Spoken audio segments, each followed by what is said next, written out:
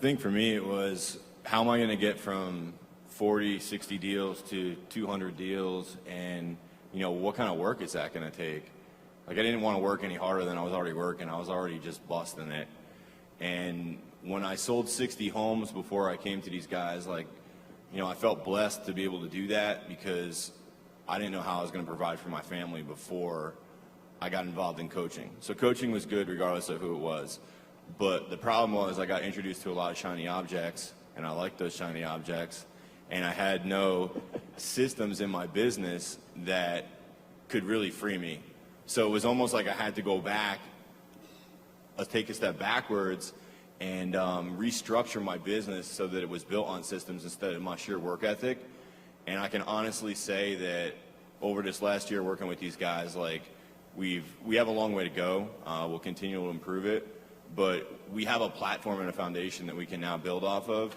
And going from 60 deals to 130 plus deals that we'll do this year, it has certainly been the same or less work. I feel like it's been less work than doing those 67 deals I did before them, where I was just all over the place, working nights, working weekends. I'm not, quite to where Lars is yet, but, we don't work weekends unless it's like an emergency, period. My family knows I'm home with them on the weekend, and I can see how that's been important to them and how they feel like they got me back. So we're excited about where we're going, and with all this NAEA stuff and how simple they're making it for us. And we'll easily be able to go 200 deals plus next year off that. But it's not just the amount of deals. We're committed to profitability here. Who cares if you sell 500 homes if you don't keep any of the money?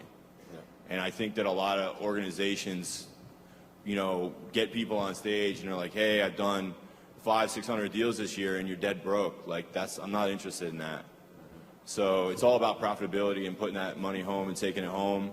And we not only doubled our transactions with these guys and their guidance over the last year, but we grew our gross commission income by 150%.